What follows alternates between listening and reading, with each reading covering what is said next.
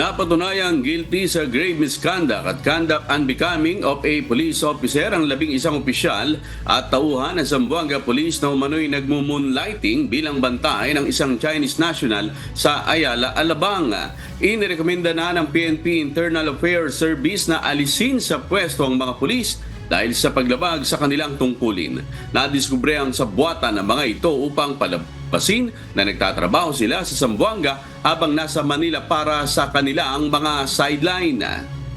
Pinapahanap sa amin ni Chief PNP yung mga ganyang klaseng mga kasama namin na nagmumoonlighting sapagkat ayaw ng Chief PNP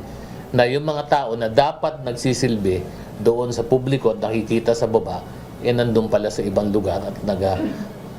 nagmumoonlighting nga, gumagawa ng ibang